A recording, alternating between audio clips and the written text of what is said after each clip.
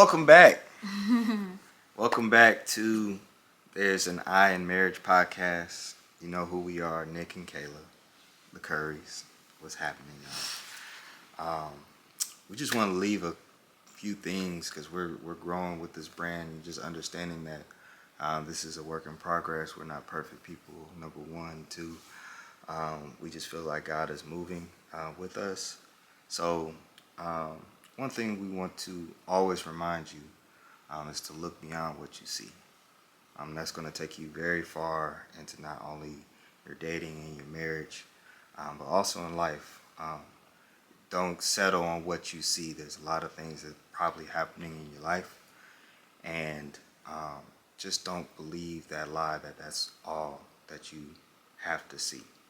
That there's more, especially more with walking with God, that you can see in life, in this world, beautiful things.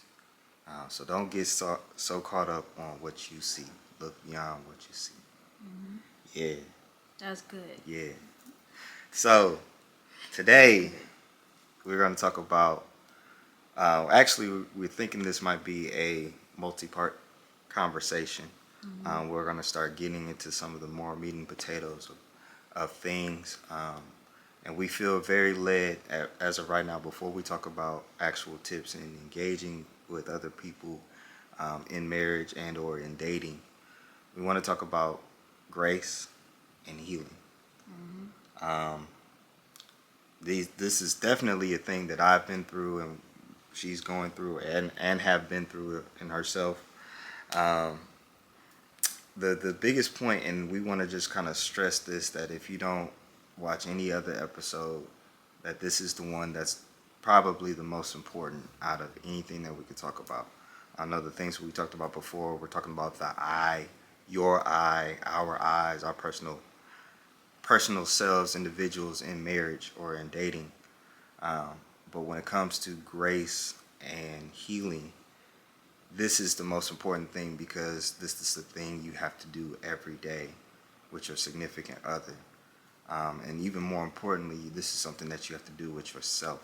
Every day. Every day. Because you're going to make mistakes. You're going to make mistakes. You're not a perfect person. We are not perfect people. God ain't looking for perfect people. God is not going to look for perfect people. He's not blessing perfect people.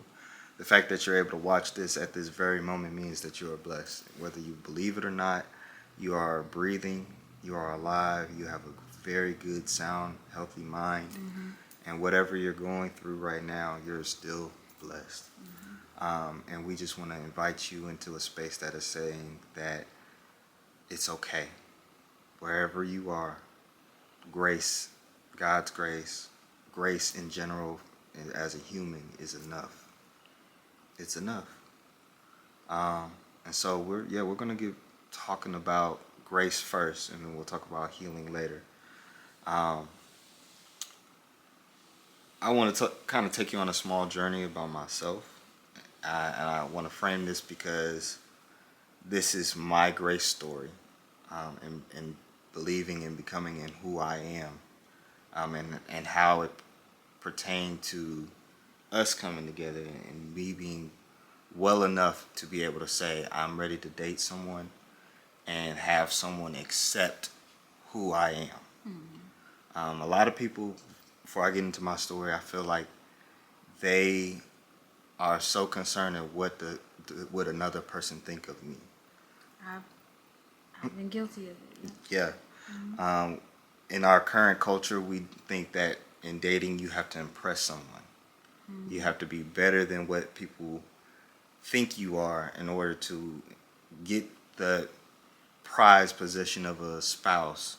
And not even just in relationships, I think also in family and friendships. That's facts. Like not romantic relationships, but all of your other relationships. We think we have to show up to be this person that they want us to be. God is like, who are you here to please, me or them? Because if you're here to please them, you'll lose your life. And God definitely asked for us to please him, but it's not out of perfection. No.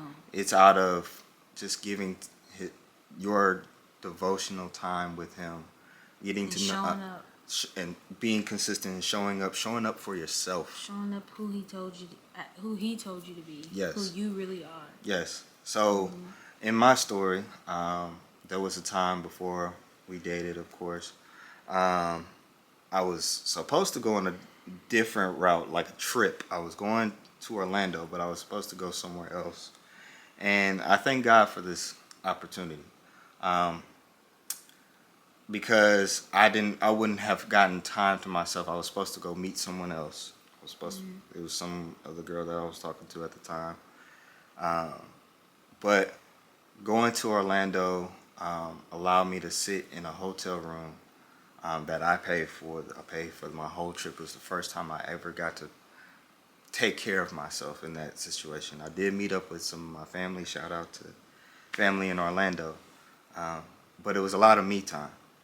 And that me time was perfect because I really got to look back over 20-some years of my life at the time. And it was like, so this is who God made me to be. This is who I am.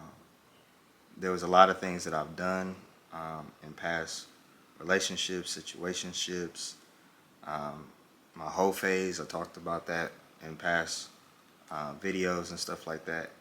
I really got to sit there and accept who I really was. My personal journey, this is how I got here. I didn't necessarily cry much, but and some people feel like that has to happen in those moments, like God just brings you to your very, very low. And you're like, oh, I realize who I am now, Jesus. It don't always have to be like that. My story. It's like that for me. It can be. That's just who I am. I'm a crybaby. I'm a cry. Like it was the song Gyro, and she said, "If he blesses the lilies," I said, like why is that making me cry? Because accepting who you are is hard sometimes. That and like accepting what those words mean. True. Like yesterday on the way home, I didn't mean to cut you off, but like on the way home, it was a song playing, and then I just turned it down and I was like, God really made himself flesh to come save us. And I just was like, I just started crying. I just was like, that's a story. But I know this already, but it's different when you sit there and just be like, you know what? That's the truth. And but that's just where I'm going. I'm always crying. Yeah. I'm always crying. So I kind of want to quickly add to, and this is going beyond of what you see. We think about the stories of Jesus and people and disciples and all of that as finished stories. Imagine actually waking up each day and you didn't know what the outcome was, and just walking with God and learning how faith is. That's what life is really about. Like learning what faith going is. Going from faith to faith. That's what he wants from us. In real time. So back to my story. I told you I really had to sit and realize who I was, and I'm going to even go even deeper and say all the porn that I've watched. Thinking about all the people I've been with, and coming to terms of, okay, that didn't work out. That didn't work out either. Oh, that's what I did in the middle of that in that moment. I shouldn't have said this. I shouldn't have acted this way. I shouldn't have acted this way, and yet I'm still a good person. Because I think a lot of people get so hard of man, I'm just an addict. I'm just a bad person. I like to fight. I go to jail. I'll never change. Yeah, I'll never change. I'm just going to be this hard-headed, just flat out, no. And God, I felt God in that moment. It's no, son, come here. You're not a bad person. This is not you. You didn't know any better. You were just living day to day in those moments. And whoever is going to be in your life, because there is a whoever, whoever is going to be in your life will love that. love those things about you. They should love those things about you. I'm not going to give you someone who hates you, who wants hates to those change things you, and yeah. wants to change you, or always reminds you of the bad things that you are or were. We want to see you change, but I'm not going to change who God made you. No. Like because your personality, like your your desires, even Yeah. like some of your desires. I'm saying this kind of lightly because we also do have to abide by what God says is good and not good. But even some of your desires aren't necessarily a bad thing. It's just, okay, when the time is right, how do you do it? I have something for you that will be able to love on you with those desires. There's a lot of things, and we can't say it on camera, but she knows what I like. Like, she knows what I like, and she knows those things running through her head right now. Like, yeah, that he like that. He like that. And I love that for him. I love that about us. You know what I'm saying?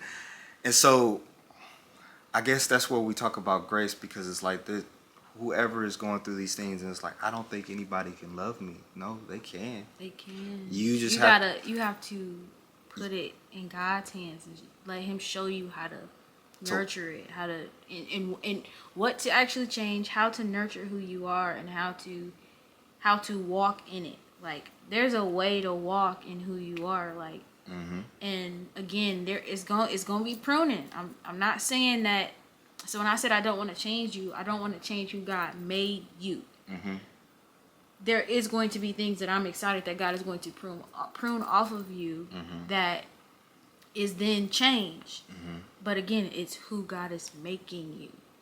I don't have the power to change you. I guess that's what I wanted to clarify. So people are like, because in the book we talk a lot about change. Right. And then I don't want to change who God is making you and who He's made you to be. So I guess to put it in a realistic perspective, I had to come to terms in that time at Orlando and beyond that I'm a DJ, and my DJ name is DJ Nick Nasty. And prior to, as far as like how I branded myself, it was very much like a sexual-esque vibe. Like, this is when you were single, and I was, So now when you think of DJ Nick Nasty, and it's not that I've changed like drastically like branding, but like I have, because I've grown as a person. I've understood, like, no, I don't have to show up as this very sexual person. I just have to show up as a very good DJ, and people are accepting that.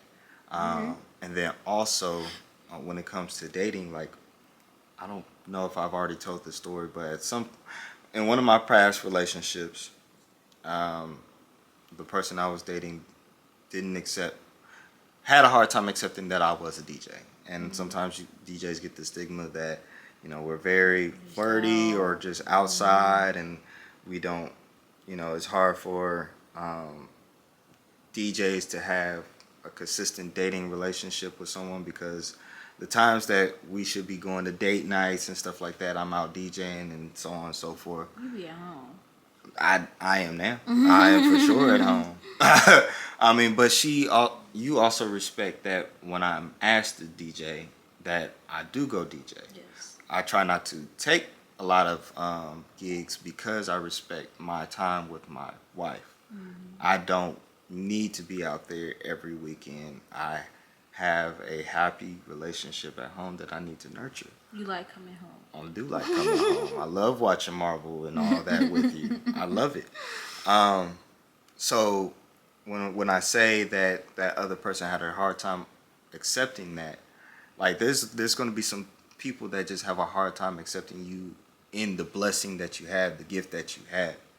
And maybe it's hard to accept because the way you're using it, and you're using it in a way that you haven't gotten the wisdom that God wants you. I haven't refined it yet. Exactly. So, like, you haven't walked in that wisdom of how to use it yet until now. But I knew, and I had accepted that DJing was going to be a part of my life. Yes. You knew that was a gift.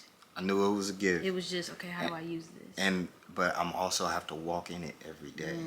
I made it a consistent thing in my life that I want to be this person every day. I want to show up as this person every day. Also, so you have to accept your gifts. You have to accept who you are, all the past, all the traumas, all the things you've put in your mind and taken in and stuff like that. And then also accept, if you want to be in a relationship with someone, you want to be married to someone, you have to accept the role of husband or wife. You have to accept that you can't flirt with other people, or you can't and some people know that. I mean, like, we know, like, okay, yeah, We I'm married, we know. can't do that. But Yeah. like, in the middle of the moment, you make your have to- split decisions of, I can't go there. I shouldn't do that. I can't go outside with my friends because I know that they're going to be indulging in things that's going to hurt our marriage, or hurt my friendships, or hurt this and that. Knowing those boundaries, but then also, yes, have grace for yourself. It's okay that look. I'm not advocating for people to be out dancing. We're using the word dance as a twerking. Okay, we'll just say. I'm not trying to advocate, but I'm not trying to tell people not to. It's how you use it, how often you use it, but Where also you're using it, where you're who using you're it, using it with. who you're using it with, but also if that's a part of who you are, just let it be a part of who you are, not who you are. Yes, you are God's child. You have Yeah. you have to respect when enough is enough Mm-hmm. in a relationship, and that's between you and that person. I that's when I say dancing, like, because that's a cultural thing that people are very hung up over, and I'll let y'all to decide in your personal relationships, how does that work, and how does If you like like for me, I like dancing. Yeah. I love dancing, but I know the spaces that I can do it, and I know when enough is enough. So, and I know like when I used to go out, I used to dance with any and everybody, not dancing on them, but dancing with them. But now that I'm married, I have to conduct it very differently. When I go out, like, I'm not just dancing with anybody. I'm not just running up to some guy or some girl. Like, But as a DJ, I still give grace to people because I know how fun it was when I was a student in college and so on and so forth. So I know where people's are in certain spaces in their own lives. So this is what we talk about grace. You're gonna bump into someone who's gonna have their own past.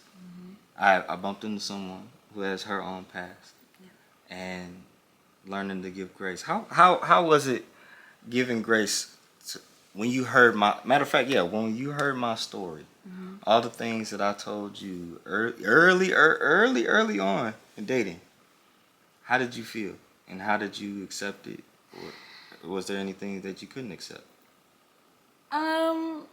it was more like, it was like, dang, he really did all of this, or like, I don't know how true this is. Like, but then I started hearing your friends say, yeah, he's different.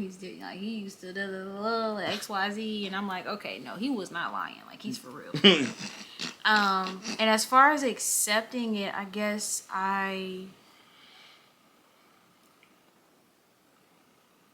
look past it in a sense of I can't judge you because what I see in front of me is not who you claim to be. And in the past, guys I've dealt with before, friends or in a relationship, it was like, you're telling me who you used to be and you're still living in it. Like, I see good the off signs. that. I see the consistency. Yeah, I'm good you. off that. Like, you're consistent in one thing, that's for sure. Like, but then when I saw you, it was like, what y'all saying and what he's doing ain't adding up. And what I'm gonna believe what he's doing right now.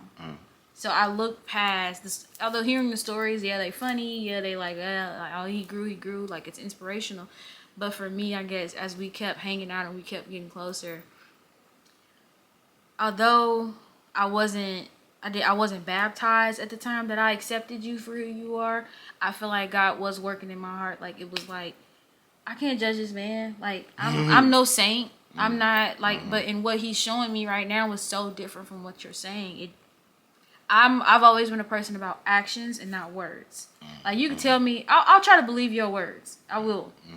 But if your actions are more consistent than your words, I'm gonna start watching your actions. And I feel like that's always been who I am. And the fact that you just made it easier. Your actions made it easier to accept who you were. Okay. For me. I got another question for you then. As a woman, because there's going to be women that's going to watch this podcast. What can a man do? I know we just kind of basically said it, but what can a man do to show a woman that he is serious about himself and serious about the relationship when it comes to being able to have grace for that man? Say what you want up front. Look them in the eyes when you say it. Talk about the past, the truth, what happened. Take accountability. And then once you've said all that, I want make those words match your actions. And then be consistent in that. And still, even because I know you're not going to be perfect. And I hope that I feel like women do give grace in that area, especially because we have that mother instinct. Even if we don't have kids, we have that, okay, it's okay. So it's like, even though you said all these things, let's say you made one mistake as far as like with finances or something, you made the wrong investment, you whatever you did, and you told me this, I'm not gonna hold that against you because you've been consistent in paying the bills, or you've been consistent in budgeting. You made one wrong move. I'm gonna give you grace because your actions have been saying other things, and then you also turn around and take accountability. What? I got nothing to argue about, because you know what, babe? I messed up. Like, some people are like, no, I didn't mess up. It's just this. It's just that. It's not my fault.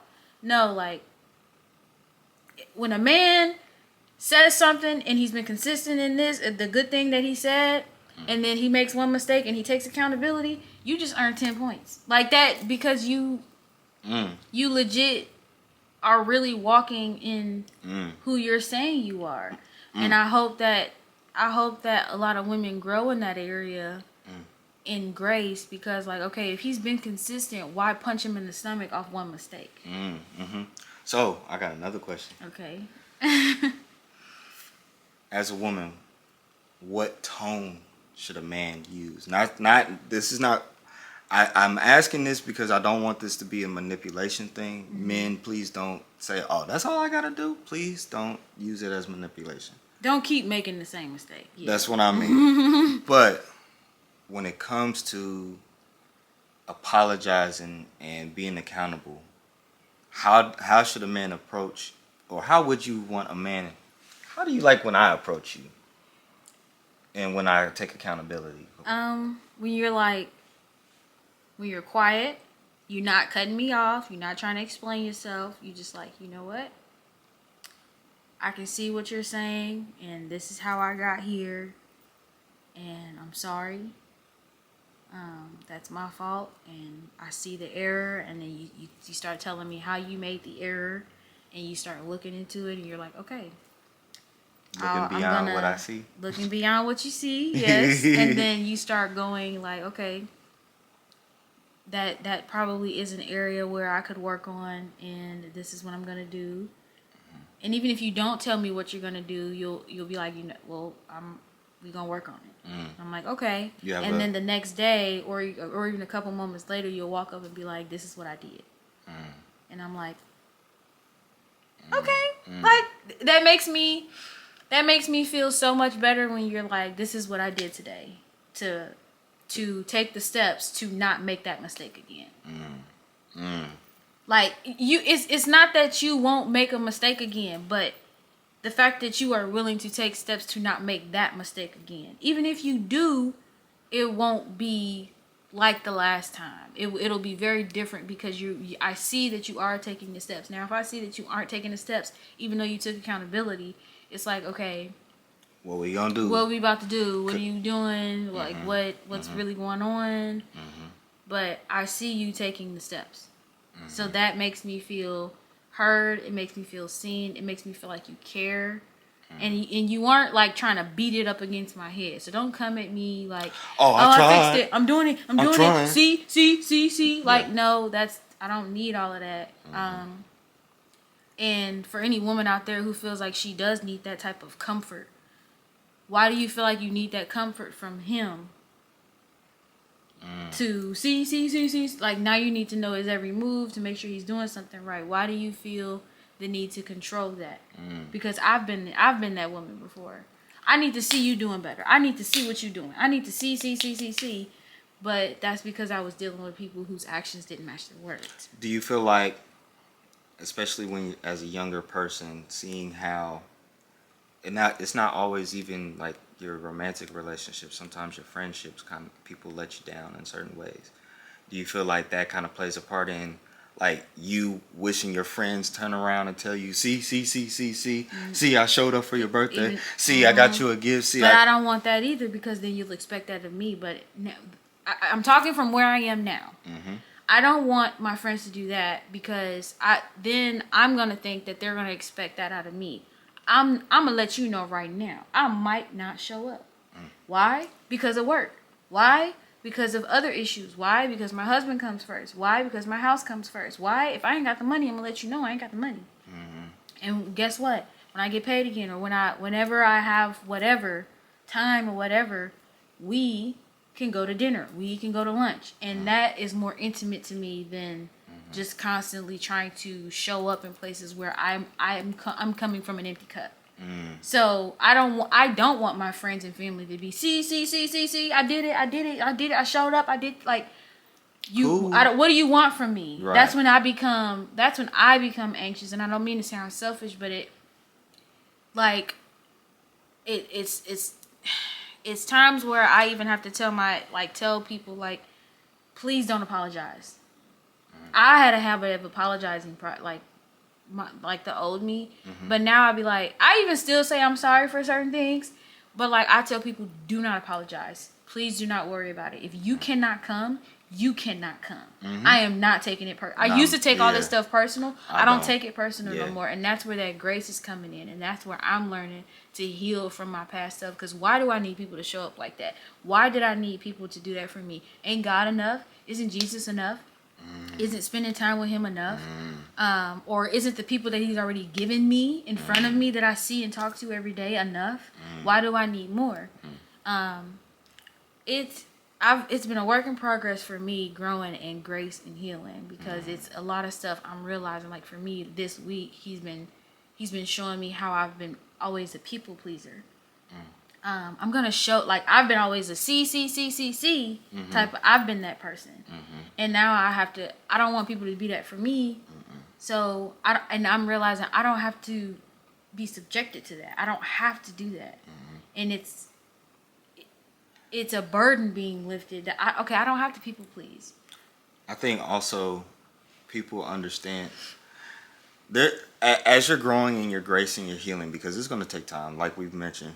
Like, there's going to be a point where people will see that there's no malice.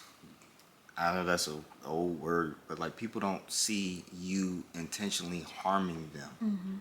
It's like, oh, no, he's not a bad person. He's not trying to attack me. He's not trying to make me feel bad for not, because he didn't show up for my birthday, or she didn't show up for this. Like, it's like, no, they're not a bad person.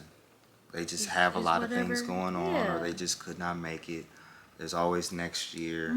There's and also There's always next week. Have a mindset like, we're gonna live to 80 or more. Like just the many times that. But even if you don't, like, I guess the way I see it too, though, is even though I didn't show up this time, I'm thankful for the times that I did, or that you did before.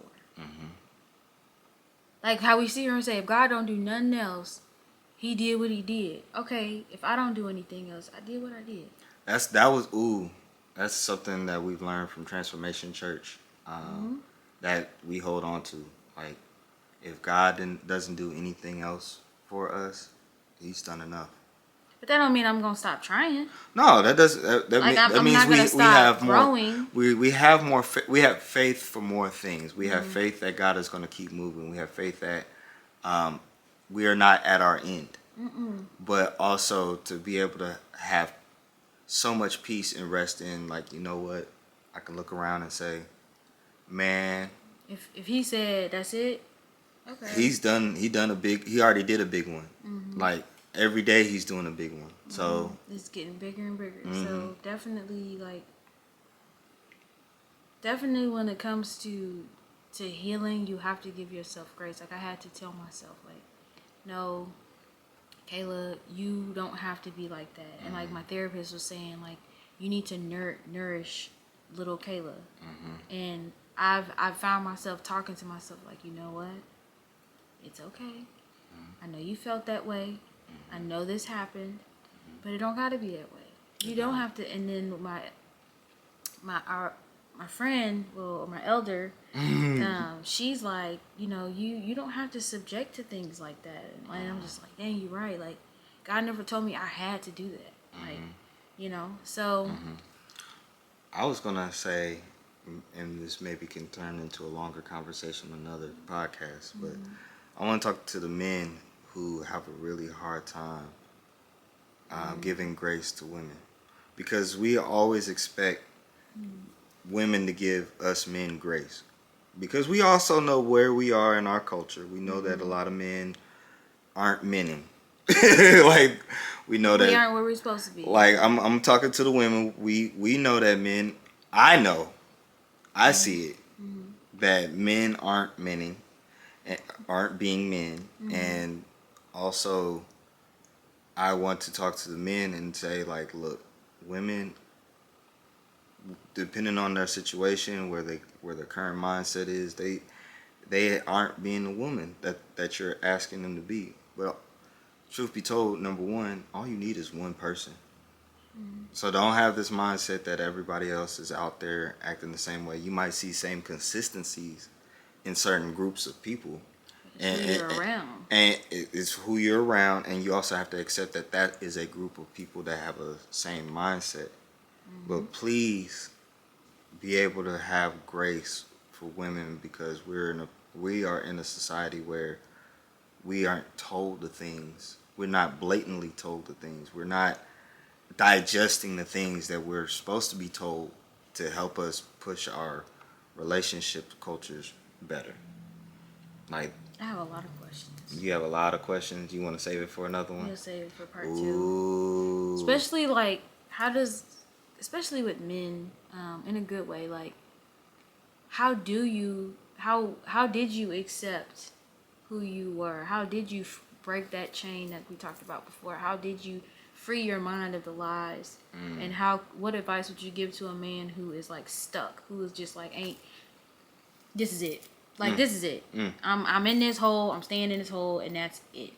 Like, that's my question. Stay tuned. Thank you for this time. We don't know how much time we got left on this camera, so that's why we're trying to rush out of here. But we hope that you have a blessed week.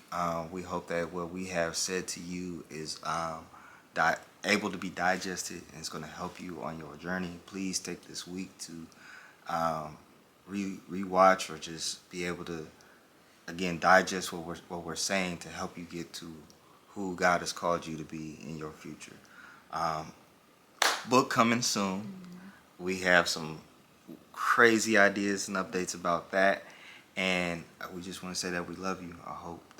We hope that you have a blessed week.